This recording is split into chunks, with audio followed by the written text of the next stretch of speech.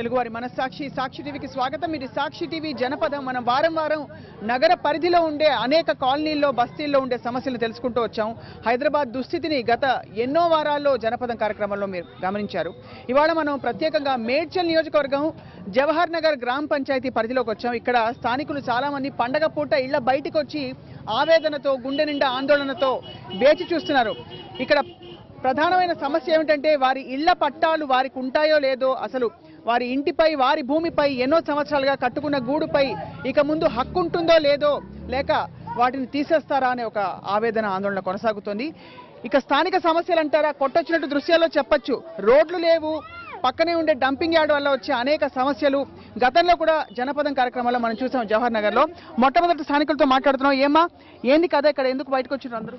हम लोग ऐसे कहे कि 20 साल से यहाँ पर है जवाहर नगर में, फिर हमारे को मोरी बना के भी 20 साल हो रहा, फिर आज आके हमारे फ्लैटान जाते तुम लोग घर आने जाते बोल के कौन भी बोले क्या आके? नहीं, पंचायत ग्राम पंचायत में बोले कि तुम्हारे फ्लैटान जाते बोल के, कई को जाते किस वजह से जाते? हम 20 साल से यहाँ पर रह रहे, हमारा करंट बिल बन रहे, हमारा नल का बिल बन रहे, हर चीज बन रहे, हमारा टैक्स भी बना लिए, फिर उसके बावजूद आज हमको फ्लैटान नहीं है बोल के किस वजह से बोलते? ఎవరు చెప్పిండ్రు అసలు పోతాయి ఇల్లు పోతాయని చెప్పి? సర్వే అక్కడ వరకు ఉంటది, శివాజీ నగర్ వరకు ఉంటది అన్నారు మేడం. ఇక్కడ వరకు ఈ గ్రామ కంఠంలో లేదు, మీకు ఇండ్లన్నీ పోతాయి అని చెప్తారు. మాకు రోడ్లు సరిగ్గా లేవు, వాటర్ సరిగ్గా లేవు, మాకేవి సరిగ్గా లేవు మేడం. మాకు ఇండ్లు పోతాయి అంటే మేము పిల్లలతో ఎట్లా బతుకుతాం మేడం? ఎన్ని సంవత్సరాలకి వెళ్ళి ఉన్నాం? మేము 20 సంవత్సరాలు అవుతుంది. నా పెళ్ళి అయింది ఇక్కడనే ఉన్నాం మేడం. ఏమైనా పట్టాలు గిట్ల ఇచ్చిండ్రా మీకు? అప్పుడు చంద్రబాబు నాయుడు ఉన్నప్పుడు పట్టాలు ఇచ్చిండు, అప్పుడు దేవేంద్ర గౌడ్ వచ్చింది పట్టాలు ఇచ్చిండు. అప్పటి వరకు ఇప్పటి నుంచి ఏం లేవు, ఏం లేదు. ఇప్పుడైతే ఇండ్లు పోతాయని చెప్పిండ్రు మీకు పంచాయతీలో.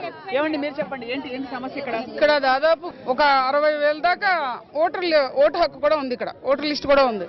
దాదాపు 20 సంవత్సరాల నుంచి ఉంటున్నాయి. మరి జవహర్ నగర్ కి ఫస్ట్ గత ప్రభుత్వాలు కూడా ట్యాక్సుల పేరుతో వేలాది రూపాయలు గుంజుకున్నారు.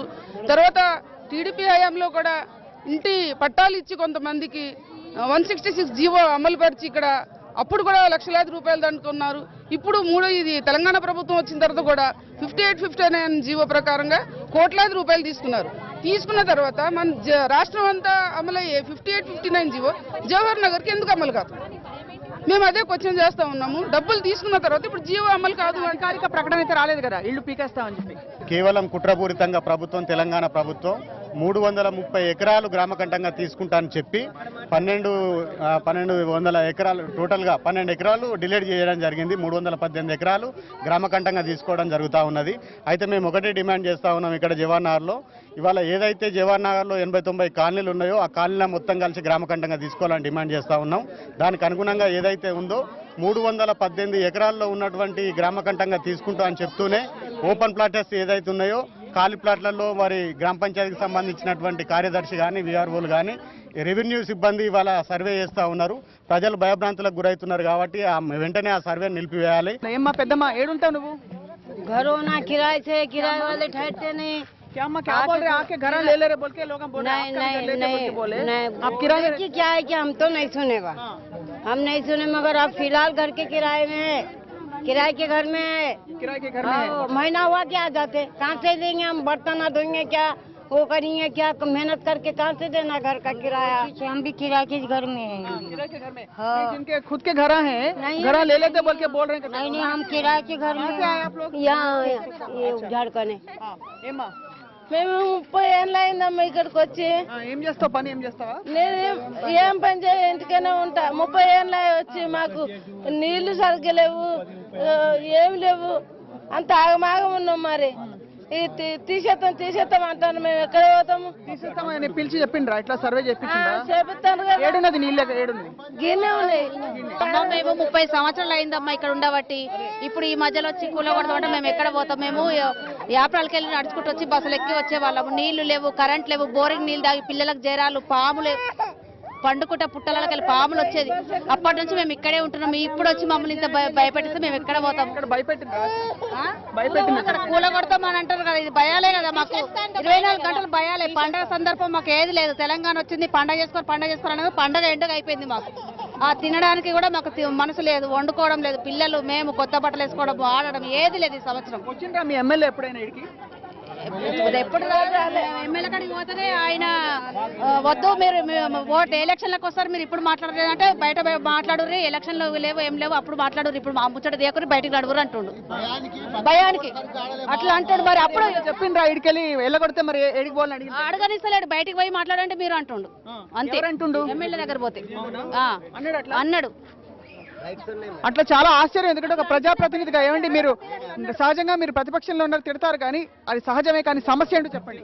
14 సంవత్సరాలు తెలంగాణ కొట్లాడిన వ్యక్తిని మేడం, పోయిన సంవత్సరము ఈ యొక్క బస్తీని కూల్చివేత జరిపే సమయంలో మేము అధికార పక్షానికి పోయి ఈ భూములను కాపాడండి అని మేము అంటే భూమి విషయం రావద్దు అని సీఎం గారు ఈటల రవీంద్ర గారు హరీష్ రావు గారు చెప్పిన తర్వాత ఈ భూములను ఈ ప్రజలను ఈ యొక్క ప్రజా ప్రాంతాన్ని కాపాడటానికి మేము ప్రతిపక్షంలో చేరాల్సి వచ్చింది. ఈరోజు ఆంధ్రావుడు మోసగాడు, ఆంధ్రోడు దోచుకున్నాడు, ఆంధ్రోడు మమ్మలను నాశనం చేసిండని చెప్పే ఈ తెలంగాణ ప్రభుత్వం ఈరోజు చేస్తున్నది ఎంతవరకు చిత్తశుద్ధి అని నేను ఈరోజు ప్రజాపక్షంన నేను ప్రభుత్వాన్ని అడుగుతున్నా. ఎందుకంటే ఇప్పుడు ఈ ఇల్లు కూలగొడతామని ఏదైతే చెప్తున్నారో అది అధికారిక ప్రకటన లేకపోతే అంచనానా ఊహాగానమా లేకపోతే వచ్చి ఆఫీసర్లు చెప్పారా, వాళ్ళని అడిగారా తిరిగి వాళ్ళ తరఫున ప్రజల తరఫున వీళ్ళు ఎక్కడ పోతారని? ఖచ్చితంగా ఇది ప్రభుత్వం యొక్క కుట్ర. ప్రభుత్వము బహుళ కంపెనీలకు జవహర్ నగర్లో ఉన్న భూములను అంటబెట్టడానికి అన్యాయం ఇస్తామని నేను చెప్పలేదండి. ఏమి చెప్తలేదు.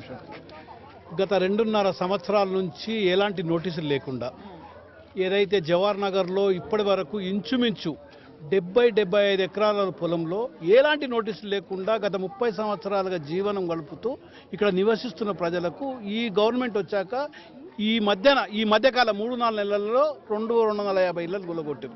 ఇప్పుడు ఏం చేస్తున్నారు అంటే ఎక్కడెక్కడైతే ఒకసారి మళ్ళీ చెప్పండి. 250 ఇళ్లను పైగా కూలగొట్టారు. ఎక్కడెక్కడ కూలగొట్టారు?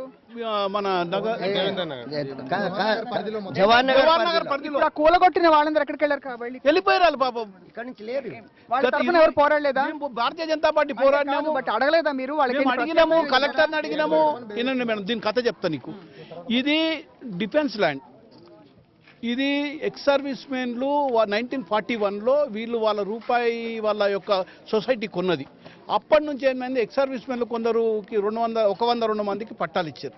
పట్టాలు ఇచ్చినాక వాళ్ళు ఏం చేశారంటే ఈ సొసైటీలో డివైడ్ అయిపోయి పోరాడుకొని అది కొద్దిగా డిలే చేసుకురు. అప్పటి నుంచి కొంతమంది దళారులు ఏం చేశారు, ఈ పొలం ఎక్స్ సర్వీస్ మెన్లు తిరుగుకొని ప్లాట్లు చేసి అమ్ముకొని ఈ పేద ప్రజలు ఒక 30 ఏళ్ళ నుంచి ఇక్కడ బతుకుతూ ఉన్నారు. అటువంటిది ఏమైందంటే అప్పటి వరకు ఎవరు కూడా ఎంఆర్ఓ ఈ రెవెన్యూ సిబ్బంది ఏం చేస్తారంటే అప్పుడప్పుడు 4 ఇండ్లు కూలగొట్టాలి, ఆ యొక్క లేఅవుట్ చేసిన వాళ్ళ డబ్బులు తీసుకోవాలి, ఇట్లా కాలక్షేపం చేసుకుంటూ వస్తారు. ఇప్పుడు ఈ ప్రభుత్వం ఏం చేస్తుందంటే ఇప్పటి వరకు 75 ఎకరాలలో ఉన్న ఇండ్లన్నీ కూలగొట్టిర్రు, వాళ్ళ నిరాశలు చేసిర్రు. మొత్తం టోటల్ ఎక్కడెక్కడైతే ఇండ్లు ఉన్నాయో కాలనీలు ఉన్నాయో అవన్నిటికి కూడా ఫెన్సింగ్ వేసి నానా ఇబ్బంది పెడుతున్నారు. మేము కష్టజీవులం, మేము కష్టం చేసుకుంటేనే మాకు పూట గడుస్తుంది. ఎప్పుడో వచ్చి ఇల్లు కూలగొడతాము అంటే మేమేమో ఇంట్లో ఉండము. వాళ్ళు ఎప్పుడు వచ్చేది మాకు తెలియదు. పశువులు ఉండి మేము ఇప్పుడు ప్రస్తుతానికైతే ఇంట్లోనే ఉంటున్నాం. నెల నుంచి ఇల్లు కూలగొడతారు ఇప్పుడు అప్పుడు అని అంటే ఆ టెన్షన్ తట్టుకోలేకపోతున్నాం. మా పిల్లలు మేము ఎక్కడికి వెళ్ళాలి? 30 సంవత్సరాలు నిజంగానే చాలా అది ఊహించుకోవడానికి నరకం. బికాజ్ నిద్రపోయినప్పుడు పొద్దున్న లేచినప్పుడు ఎవరో వచ్చి మన ఇల్లు ఇంటి పైన ఏదైతే ఆశ్రయం ఉందో అది పోతుందనే ఒక భయంతో నిద్రపోవడం చాలా కష్టం. వారం 10 రోజుల నుంచి మేడం మాకు టెన్షన్. 2 నెలలు 3 నెలలు మేము డ్యూటీలు మానేసుకొని ఇంట్లో ఉంటున్నాం. ఇండ్లు పోతాయంటే మాకు చిన్న పిల్లలు మేడం, మేము ఎక్కడని పోగలుగుతాం? మాకు రెంట్లు కట్టుకొని బతికేంత స్తోమత లేకనే కదా ఇట్లా ఉన్న ఇంట్లో గుడిసైనా సరే మాదంటూ మాకు ఉండాలనే కదా మేము పోరాడుతున్నాం. ఒకవేళ ప్రత్యామ్నాయం ఇస్తే కూడా మీరు గుంజేసుకుంటాం, మేము ఎట్లా బతకగలుగుతాం? వేరే చోటు ఇస్తాం అట్లాంటి ఏమైనా ప్రభుత్వం చెప్పట్లే మేడం.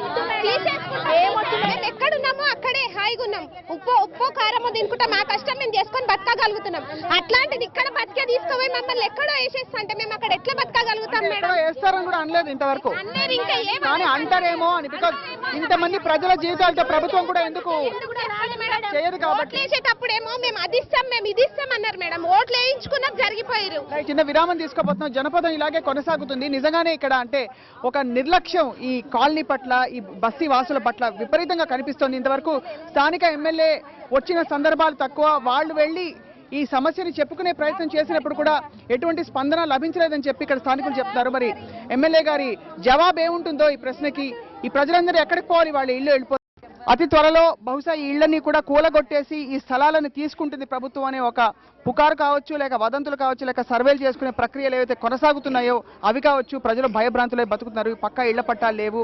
అసలే అరకొర వసతులతో 20-30 ఏళ్లుగా పాములు తేళ్లు మాత్రం ఉండే సమయంలో వచ్చి అప్పటి నుంచి ఈ ఏరియాని ఈ మాత్రం డెవలప్ చేసుకున్నాం, ఇంకా మేము ఎక్కడికి పోతామని అడుగుతున్నారు. జవహర్ నగర్లో ఉన్నటువంటి పేద ప్రజానికము, నగరంలో ఉన్నటువంటి అన్ని ఏరియాల్లో పని చేసుకొని ఇక్కడ అనేకమైనటువంటి గృహాలు ప్రభుత్వ స్థలంలో ఏర్పాటు చేసుకోవడం జరిగింది.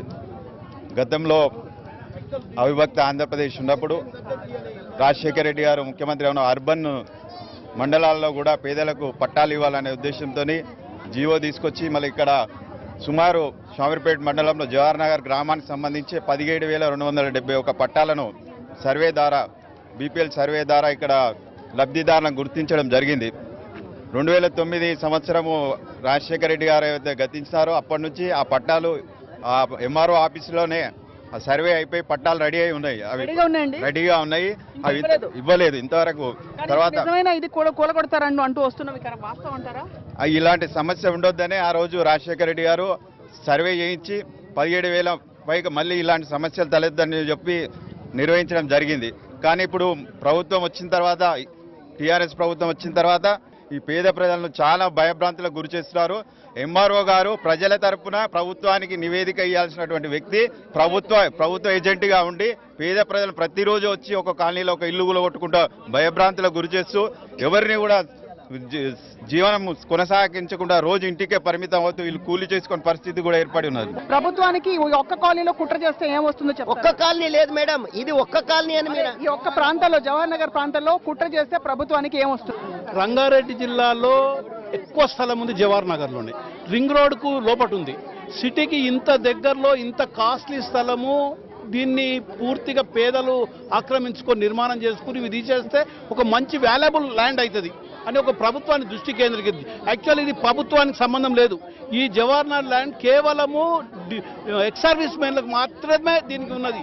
30 ఏళ్ల నుంచి నేను ఒక మాట చెప్తున్నా, ఏనండి ఇది సీరియస్ మాట. 30 ఏళ్ళ నుంచి 4 ముఖ్యమంత్రులు మారినరు, మంత్రులు మారినరు, ఎవరు కూడా దీన్ని ప్రజల సమస్యను సాల్వ్ చేయకపోవడానికి కారణం ఒకటి. ఇది గత సుప్రీంకోర్టులో నడుస్తుంది, డిఫెన్స్ ల్యాండ్ కాబట్టి స్టేట్ గవర్నమెంట్ కు సంబంధం లేదు, ప్లస్ కేంద్ర ప్రభుత్వానికి కూడా సంబంధం. మీరు అనే లాజిక్ ని బట్టి స్టేట్ గవర్నమెంట్ కి ఒకవేళ సంబంధం లేకపోతే వాళ్ళు అధికారికంగా చేయలేరు కదా. చేయడానికి లేదు. అయినా వీళ్ళు ఏం చేస్తున్నారు దౌర్జన్యంగా ఇప్పుడు పరిస్థితిలో ఈ ఎంఆర్ఓ ఏం చేస్తున్నట్టే, ఇప్పుడు ఈ తెలంగాణ గవర్నమెంట్కి వచ్చినాక సిటీకి ఇంత దగ్గర ఉన్న ల్యాండ్ను పూర్తిగా దురాక్రమణ అవుతుంది. దీన్ని ఎట్లకంచి రక్షించాలి, పేదలకు ఇంకెక్కడైనా చేయాలి. ఇది 58-59 జీవో కూడా ఇక్కడ వర్తించదు. 30 ఏళ్ళ నుంచి కాలనీలు ఉన్నాయి, ఏ ఒక్కరు వాడు కూడా సక్రమంగా కారణము ఇది కోర్టులో ఉంది, డిఫెన్స్ ల్యాండ్, ఇది ఎవరికి కూడా సంబంధం లేని ల్యాండ్ కాబట్టి ప్రభుత్వం కూడా దీన్ని ఇచ్చి గతంలో దేవేందర్ గారు 10,000 పట్టాలు ఇచ్చి డూప్లికేట్ పట్టాలు, ఈ రోజు వరకు ఆ పట్టాలు అమలు కాలేదు. యాక్చువల్ గా ఇది జీవో నంబర్ 25. ఇది మాజీ సైనికులకు 1951 సొసైటీ చేసి ఇచ్చింది. ఇప్పుడున్న సమస్యకి పరిష్కారం ఒకటే అండి. ఏంటంటే మాకు ఏదైతే గత 30 సంవత్సరాల నుంచి ఇక్కడ పేద ప్రజలు నివసిస్తున్నారో, వివిధ తెలంగాణలో 10 జిల్లాల నుంచే కాకుండా మన భారతదేశంలోనే వివిధ రాష్ట్రాల నుంచి కూడా ఇక్కడికి వలస వచ్చి ఇక్కడ జీవనం సాగిస్తున్నటువంటి పరిస్థితులు ఈ రోజు ఇక్కడ ఉన్నవి. కాబట్టి వాటన్నిటిని పరిగిలోకి తీసుకొని ప్రభుత్వము మరి ఏదైతే 333 ఎకరాలు గెజిట్ చేసి మేము చేస్తామని చెప్పిందో దానిలో కూడా కుదించి దాన్ని 318 ఎకరాలు చేయడం జరిగింది. 318 ఎకరాలు కూడా జవహర్ నగర్ ప్రజలకు అవసరం లేదు. జవహర్ నగర్ ప్రజల ఒకటే తీర్మానం చేస్తున్నారు, చేస్తే ఇక్కడ ఉన్నటువంటి జవహర్ నగర్లో ఏదైతే 1200 ఎకరాల్లో జవహర్ నగర్ విస్తీర్ణంలో ఉందో వాటన్నిటికీ సర్వే చేసి జీపీజే నంబర్లు ఇచ్చిన వాటన్నిటికీ కూడా పట్టాలు ఇవ్వాలి, రెగ్యులైజేషన్ చేయాలి. డిఫెన్స్ ల్యాండ్ అనే విషయం మీకు తెలుసు కదా?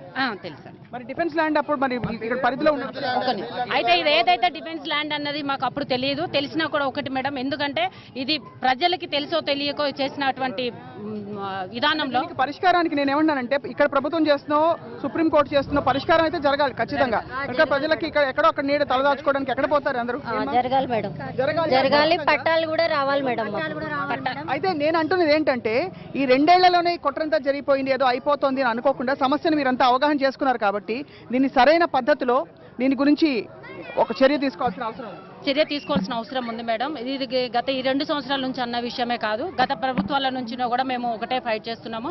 అప్పుడు చేసిన విధానంలో కూడా చాలా ప్రోగ్రామ్స్ చేసాము. చేసినప్పుడు ధర్నాలు కానీ రాస్తారోకులు కానీ చేసినప్పుడు ఏం చెప్పారంటే ఏ ప్రభుత్వంలో కూడా మనం తీసుకుంటామనే చెప్పడం జరిగింది. ఇది డిఫెన్స్ ల్యాండ్ అన్నప్పుడు అండి, దీనికి గవర్నమెంట్ ట్యాక్స్ ఎందుకు కట్టించుకుంటుంది? గ్రామ పంచాయతీ చాలా వాస్తవమైన సబబైన క్వశ్చన్ గతంలో కూడా అడిగాం. అందరూ పేద ప్రజలు, కార్మికులు, కూలి పని చేసుకునే వాళ్ళు, వీళ్ళ దగ్గర నుంచి ఇంత ట్యాక్స్ అని ఎందుకు కలెక్ట్ చేస్తుంది? ఇది డిఫెన్స్ ల్యాండ్ కదా, గవర్నమెంట్కి తెలియని విషయం చదువుకొని మామూలు వ్యక్తులకు తెలుస్తుందా? మరి ఎలా కట్టించుకుంటుంది?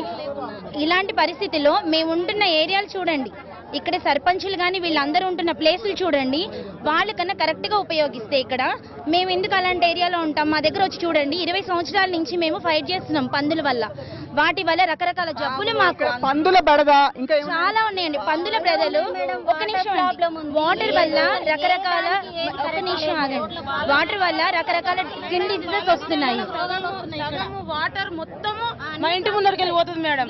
వరద మోకాళ్ళ పైకి వచ్చేస్తుంది, పిల్లలు బయటకు వెళ్ళరు, పెద్దలు బయటకు వెళ్ళరు. వర్షం పడితే మొత్తం వరద మొత్తం మా ఇంటి దగ్గరనే. అది ఒక దుర్వార్త ఏంటంటే హైదరాబాద్ హైటెక్ లో కూడా అట్లాగే ఉంది పరిస్థితి.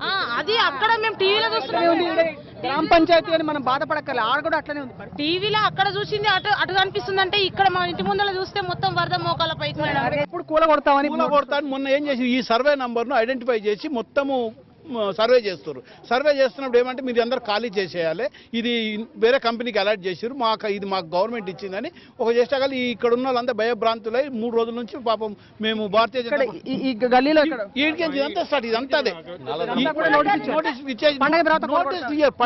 ఓన్లీ ఓరల్ గా చెప్పారు, నోటీసులు కూడా ఇస్తున్నారు. ఇది పండుగ తర్వాత కూలగొడతా అని ఎదుర్కోపోతుంది. మీరు ఇప్పుడు డిఫెన్స్ ల్యాండా కాదా తెలుసుకోవడానికి రక్షణ మంత్రితో మీరు మాట్లాడినాం, రక్షణ మంత్రితో మాట్లాడాం. రక్షణ పూర్తిగా మెమోరాండం ఇచ్చినాం. రక్షణ మంత్రి కూడా దీని మీద ఎంక్వైరీ పెట్టిండు. కేంద్ర మంత్రి దత్తాత్రేయ గారు కూడా దీనికి కలెక్టర్ తోటి మాట్లాడి ఇది ఏదో తేలేదాకా ఆగమని దత్తాత్రేయ గారు కూడా కలెక్టర్ గారు, రంగారెడ్డి కలెక్టర్ చెప్పిండు, సీఎం గారికి కూడా చెప్పిండు. ప్రత్యామ్నాయం ఇస్తే ఒప్పుకుంటారా? వేరే చోట ఇస్తే ఒప్పుకుంటారా? ఒప్పుకోం మేము, ఈయన ఉంటాం. ముసలి అయినాక ఎక్కడ పోయి గోడలు పడతాం మేడం. ఎక్కడో ఇస్తే ఎట్లా తీసుకుంటారు? ఇన్ని సంవత్సరాల నుంచి చిన్నప్పటి నుంచి పొలాలు అవి ఇవి ఉంటే అన్ని పాములు అవి ఇవి పోయినారు. అందరు పోయినాక 25 సంవత్సరాల కిందనే ఇక్కడ జాగా ఇది గవర్నమెంట్ అమ్మ, ఇక్కడ వేసుకోకూడదు అంటే ఎక్కడన్నా పోదు కదా మేడం. ఎక్కడ ఆధారం లేదు. పట్ట కాయిదాలు కూడా అన్ని ఇచ్చిండ్రు, నమ్మినాము. ఇది పరిస్థితి. రైట్. జవహర్ నగర్ వాసులు అంటే ఒక్కొక్క గల్లీలోకి వెళ్తుంటే ఇదే గుండె బాదుకుని మరి చెప్తున్నారు, మా ఇళ్ళని మా నుంచి తీసుకోవద్దు, మేము ఎక్కడికి పోతామని అడుగుతున్నారు. మాకు బతుకమ్మ లేదు, ఒక దసరా లేదు, సంతోషం అనేదే లేదు మాలో అసలు. ఆ రోజు ఏ రోజు అయితే సర్వే చేయడానికి వచ్చారో ఆ రోజు వచ్చినప్పుడు అందరు భయభ్రాంతులకు గురయ్యారు. అయితే ఏం చేసాం, మేము బస్తీ వాసులం అండి, సర్వే నెంబర్ 438 ఉంటుంది కదా, ఆ సర్వే వాసులం అందరం చేసి లారీలు కట్టుకొని ఎమ్మెల్యే దగ్గరికి వెళ్ళాం. సరే సార్, మా ఎమ్మెల్యే దగ్గరికి వెళ్ళిన తర్వాత మా అమ్మ ఉండేది, ముసలవాడ అమ్మ ఉన్నది. వచ్చిన తర్వాత ఇప్పుడు మామూలుగా ముసలి వాళ్ళు ఏమంటారు, ఎవరికి సమస్య వచ్చినా ఓటేసాం కదా అని వాళ్ళకి తెలిసింది, అది ఒకటే మైండ్లో ఉండేది కదా, ఒకటే ఉంటుంది వాళ్ళకి. ఓటేసాం కదా సార్, ఇలా వచ్చింది మా దగ్గరకు వచ్చి సర్వే చేయడానికి వచ్చారు అంటే, నువ్వు ఓటు మాట మాట్లాడకు, ఓటు మాట మాట్లాడితే పక్కకు పోయి మాట్లాడుకో, గేట్ బయట పోయి మాట్లాడు. సరే సార్, సరే ఎమ్మెల్యే గారు అన్నారు, ఈ ఏరియా ఎమ్మెల్యే, సరే సార్ అని అదే ఆ అమ్మ పక్కకు జరిగింది. తర్వాత మా వార్డు మెంబర్ ఒక ఆయన ఉంటారు యాదగిరి అనేసి, అతను చెప్పాడు, సార్ ఇట్లా సమస్య అంటే, అతను ఏమంటున్నాడు అంటే, వేరే వాళ్ళు ఇల్లు లాక్కొని మీకు ఇవ్వాలా, మీ ఇంట్లోకి వచ్చి వేరే వాళ్ళు ఉంటే మీరు ఉండనిస్తారా? లాక్కొని మీ ఇంట్లోకి వచ్చి వేరే వాళ్ళు ఉంటే మీరు ఉండనిస్తారా? వాళ్ళు ఇల్లు లాక్కొని మీకు ఎలా అంటే, ఆల్రెడీ అసలు తెలిసిన కాడికనే అందరు చేస్తున్నారు అదంతా. వాళ్ళు ఇప్పుడు సమస్య చెప్పినప్పుడు అది కాదు నేను చెప్తాను చూసుకుంటాను అనాలి, కానీ వాళ్ళ మాట్లాడే ధోరణి మాత్రం అలాగే ఉన్నది. ఆడ మేము 15 రోజుల నుంచి మాకు నిద్రలు లేవు, తిండి లేదు, పండగలు లేవు, ఏమీ లేవు మా దగ్గర. ఈ ఇళ్ళ గురించే మేము పొద్దున్న సాయంత్రము ఏ ఆటో వచ్చినా ఏ కారు వచ్చినా కానీ భయంకరంగా ఉన్నది మాది పరిస్థితి. బతుకమ్మలు చేసుకోలేము. నిన్న కూలగొట్టిన ఇల్లు ఉన్నాయా?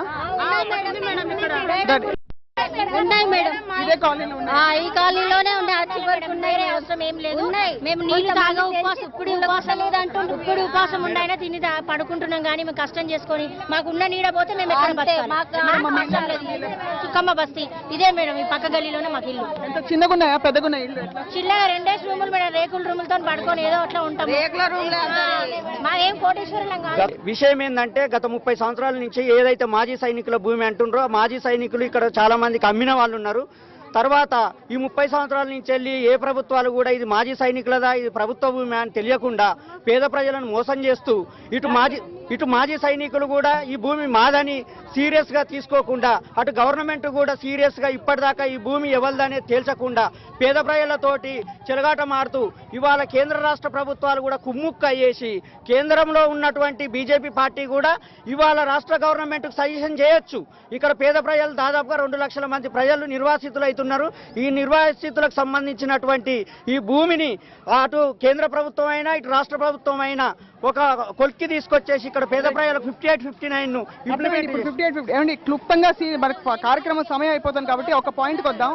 ఇప్పుడు ఒకవేళ కూలగొట్టడానికి వస్తే ఎలా ఎదుర్కోబోతున్నారు? ఒక్క మాట మేడం, ఒకటే మాట. ఈ రోజు తెలంగాణ ప్రభుత్వాన్ని జవహర్ నగర్ ప్రజలందరం ఒక మాట అడుగుతున్నాము. ఇక్కడ ఉన్న ఒక్క ఇల్లును కూడా కూల్చవద్దు అనేది మొదటి మా యొక్క డిమాండ్.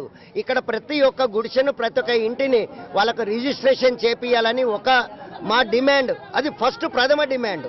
రెండో డిమాండ్, ఒకవేళ ఈ భూమిగిన ప్రభుత్వము బహుళ కంపెనీలకు ఇవ్వటానికి కూల్చివేతలకు వస్తే ప్రజలు ఎవరు వచ్చినా వాళ్ళను మాత్రము ఖచ్చితంగా ఎదుర్కొని వాళ్ళని అవసరం వస్తే ప్రాణాలను త్యాగం చేసి ఈ భూమిని కాపాడుకోవటానికి ప్రజలు మాత్రం సిద్ధంగా ఉన్నారు. అది దీని విషయం తేల్చాల్సింది మాజీ సైనికులదా లేదంటే గవర్నమెంట్ భూమి అని తేల్చాల్సింది ప్రభుత్వం బాధ్యత.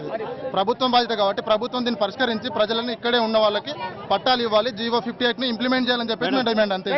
చెప్పండి, ఆఖరిగా చెప్పండి. क्या बोल रहे हैं आप? చెప్పండి. मैं क्या बोल रहा हूँ, वो तो इस जवाहर नगर में 30 साल पहले से आबादी नहीं है, जंगल था, कोई आके इधर फटकने वाले नहीं थे. इस जंगल को कतर के खर्दा इर्दा कर लेके जो सो छोटे छोटे झोपड़ियां डाल लेके बच्चे करे तो टीना गिना पुराने दुराने लेके आके डाल लेके ये करे तो जब गली गली फिर के वोटा लेने आया तेलंगाना स्टेट आए तो जो है सो तुम सबको जो है सो सोने का तेलंगाना बनाता हूँ बोल के केसीआर साहब बोल के एक इलाके में आके जो है सो क्या बोले, तुम्हारे झोपड़ियां कुछ गए तो मैं जो है सो तेलंगाना स्टेट में जो जमीन है वो तेलंगाना गरीबों के है बोल के बोले.